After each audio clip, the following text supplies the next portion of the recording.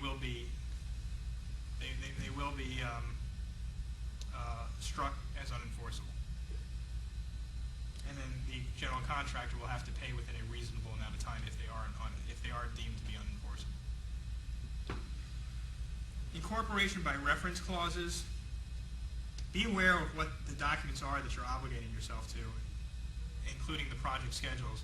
What will happen is a lot of times I see an AIA contracts being signed and they incorporate the AIA General 201 General Conditions. The AIA, one of the contracts that's actually signed is actually 10, 11, 12 pages. The other one's 100 pages. People don't even know what they're signing. They don't know what they're getting into. And I got to tell you, it takes me hours to read those general conditions. I hate them. I got to charge my clients for all of that time because I'm looking for an out, and I promise you, nobody did what they were supposed to do under those general conditions. And, you know, it's very onerous. So make sure, just because you're signing a 10-page contract or even a 1-page contract, if it incorporates another document by reference, either one, strike it out, or two, get that document and see what you're actually signing and agreeing to. I gave an example the other day when we were bidding the plumbing for the Southeast 17th Street Causeway.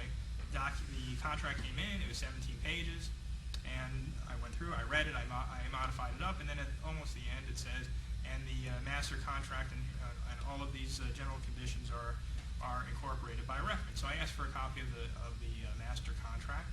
At that time, Amazon.com was only doing books. They weren't doing all the stuff that they're selling now. The contract came in from Amazon.com. The thing was this thick. I said, forget it. I said, we're not bidding this thing. I ain't reading this. I know that can't be good. So I know that there was nothing in there to help me.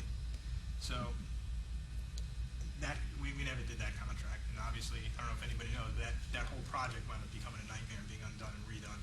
So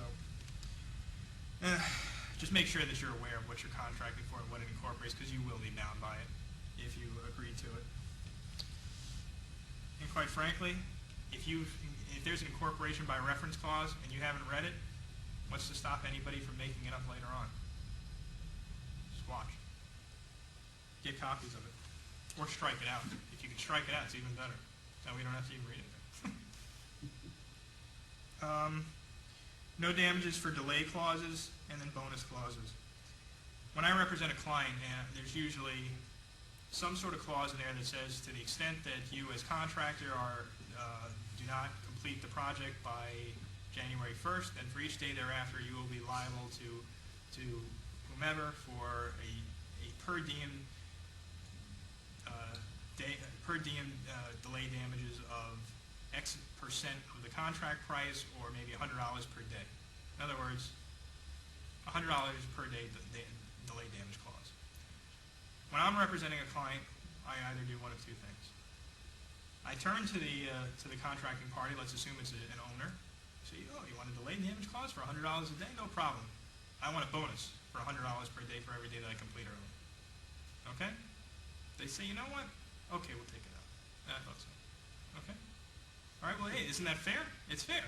Okay, so that's how you gain leverage in order to fight those clauses. If they're not willing to do that, you shouldn't be willing to give them the delay damage. All right? And if it ultimately is struck out, then the provision that I want to see in there is, then there's no damages for delay clause. Okay, time is not of the essence to this contract, and there will be no damages for delay to either party.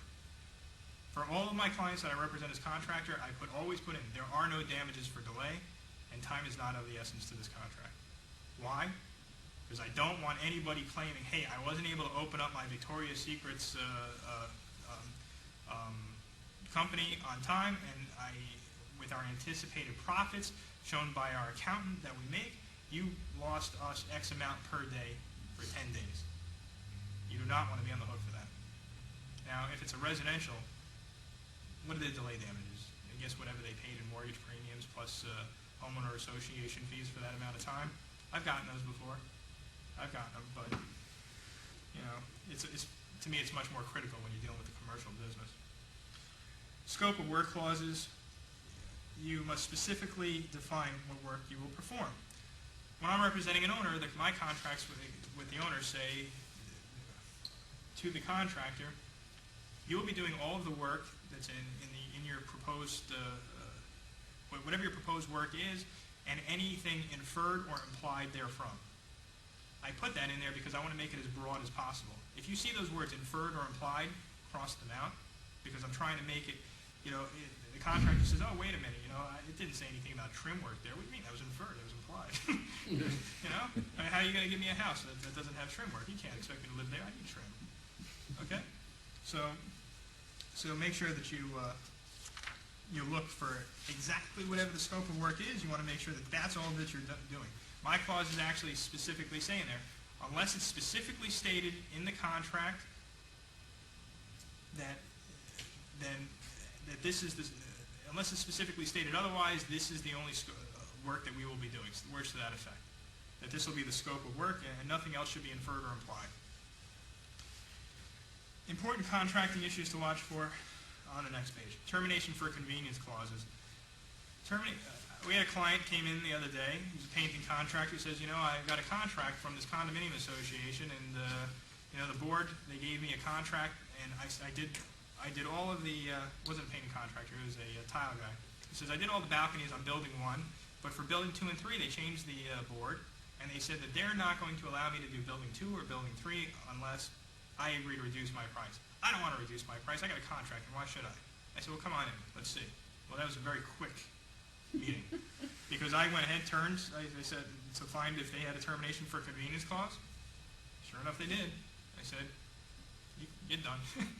I said, you know what? They're allowed to terminate you, and they don't really have to show good faith or any reason why. You agreed to it, that they could terminate you for convenience for any reason that they want. So, watch for those clauses too. If I'm representing the contractor, I take them out. If I'm representing the owner, I put them in. Okay? Termination for convenience clauses. Watch out for those. Change order clauses.